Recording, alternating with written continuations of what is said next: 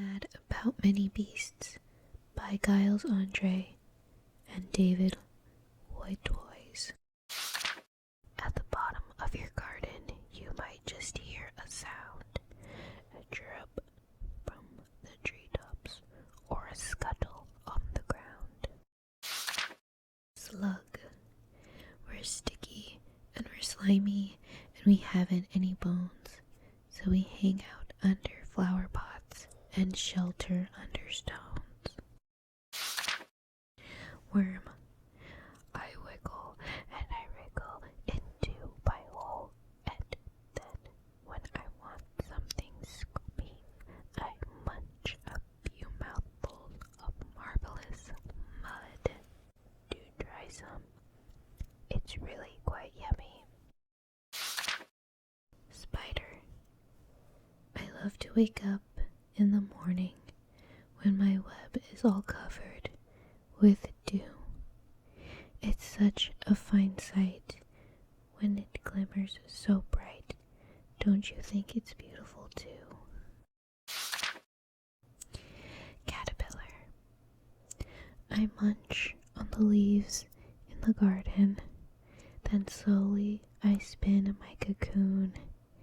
But now I'm asleep, as I'm going to be a beautiful butterfly soon. Ladybird. How many spots has a ladybird got? Look at my back and you'll see. I know that I've got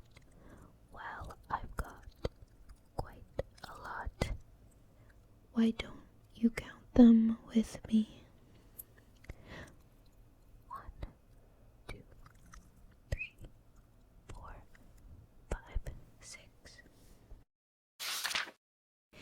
Bee. There's nothing more brilliant than being a bee.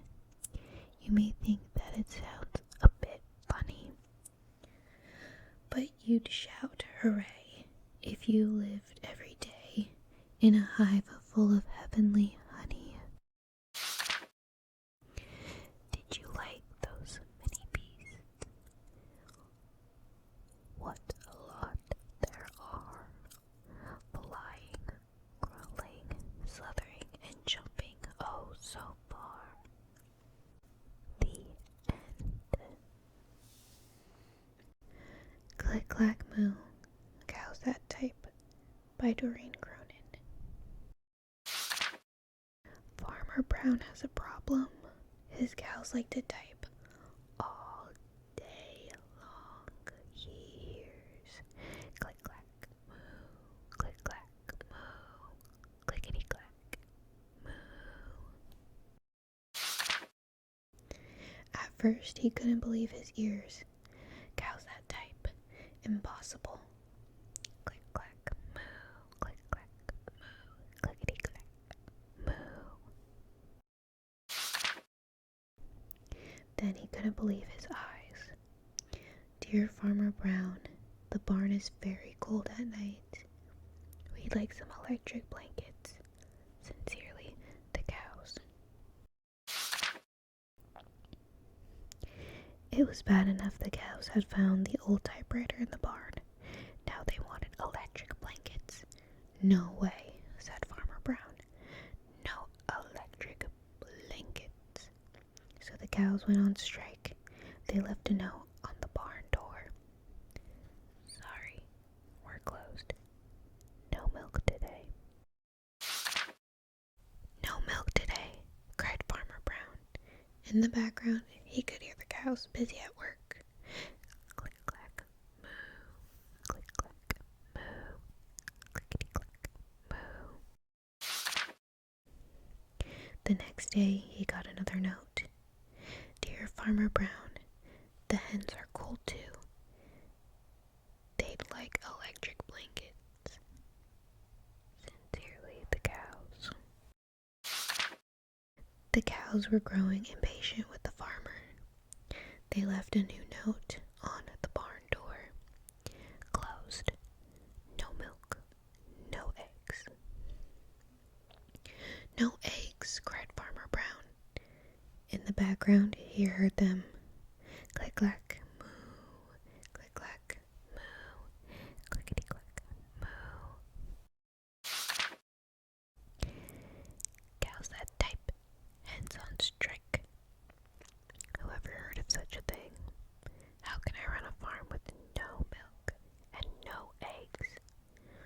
Farmer Brown was furious. Farmer Brown got out his own typewriter. Dear cows and hens, there will be no electric blankets. You are cows and hens. I demand milk and eggs. Sincerely, Farmer Brown. Duck was a neutral party, so he brought the ultimatum to the cows. The cows held an emergency meeting. All the animals gathered around the barn to snoop, but none of them could understand moo. All night long, Farmer Brown waited for an answer. Duck knocked on the door early. The next morning, he handed Farmer Brown a note. Dear Farmer Brown, we will exchange our typewriter for electric blankets.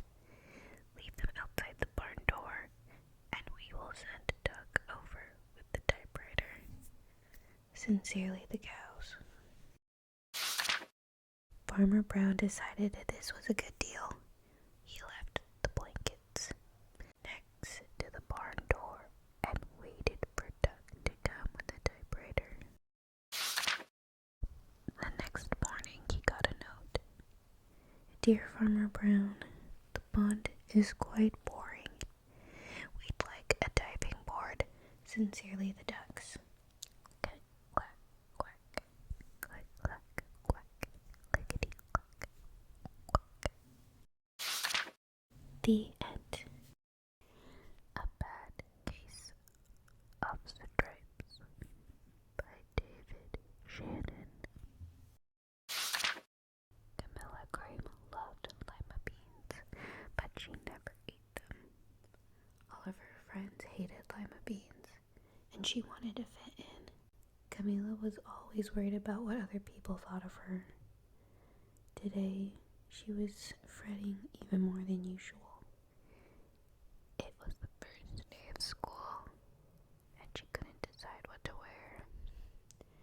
There were so many people to impress. She tried on 42 outfits, but none of them seemed quite right. She put on a pretty red dress and looked in the mirror, then screamed. That afternoon, Dr. Bumble came to examine Camilla. Most extraordinary, he exclaimed. I've never seen anything like this. Are you having any coughing, sneezing, runny nose, aches, pains, chills, hot flashes, dizziness, drowsiness, shortness of breath, or uncontrollable twitching? No, Camilla told him. I feel fine. Well then, Dr. Bumble said, turning to Miss Cream, I don't see any reason why she couldn't go to school tomorrow. Here's some ointment that should help clear up those stripes in a few days. If it doesn't, you know where to reach me. And off he went. The other kids thought this was great. One yelled out, let's see some purple polka dots. Sure enough, Camilla turned all purple polka dotty. Someone else shouted, checkerboard, and a pattern of squares covered her skin. Soon everyone was calling out different shapes and colors, and poor Camilla was changing faster than you could change channels on a TV. That night, Miss Arms at the school principal called. I'm sorry, Miss Green, he said.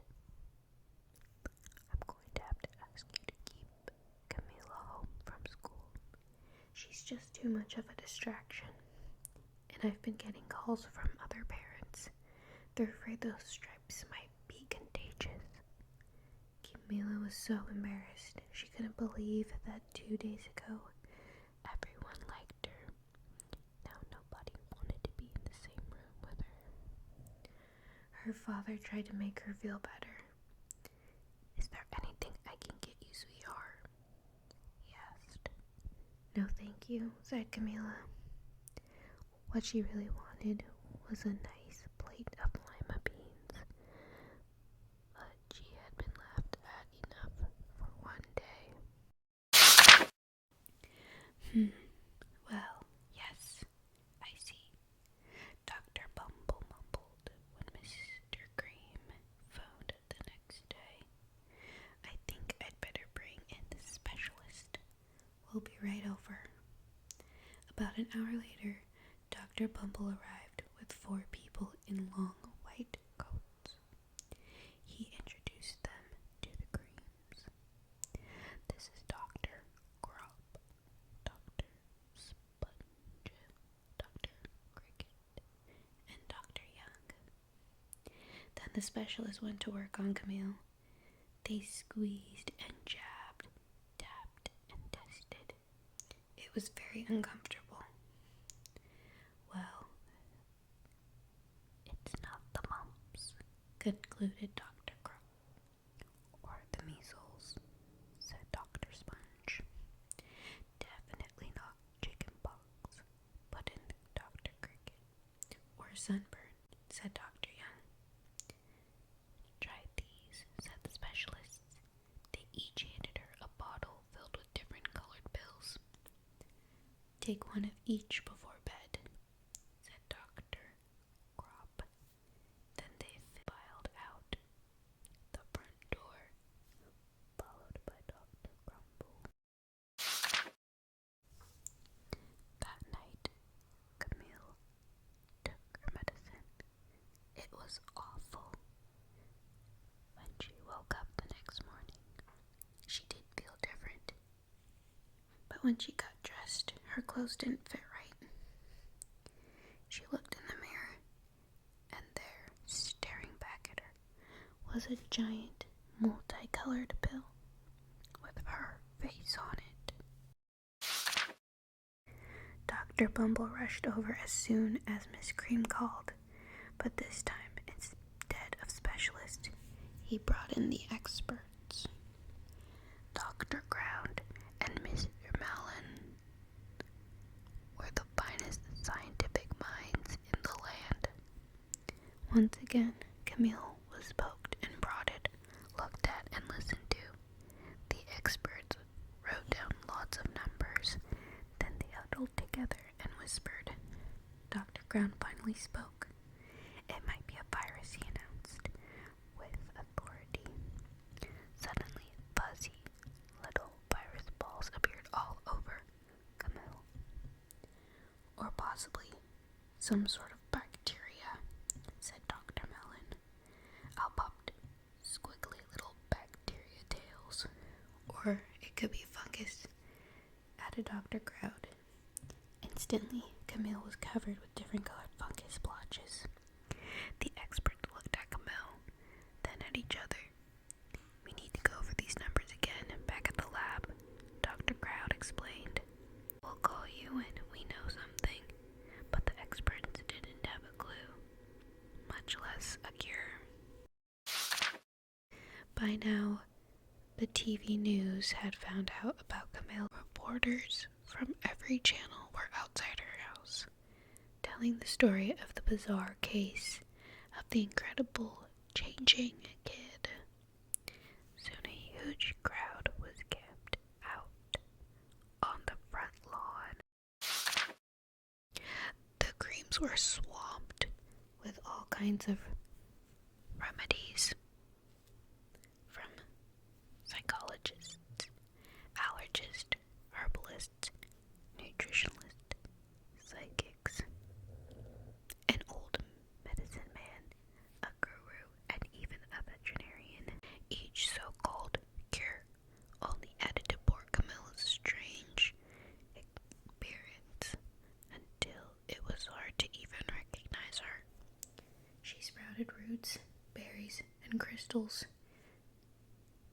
and feathers, and a long furry tail. But nothing worked. One day, a woman who called herself an environmental specialist claimed she could cure Camille. Close your eyes, she said,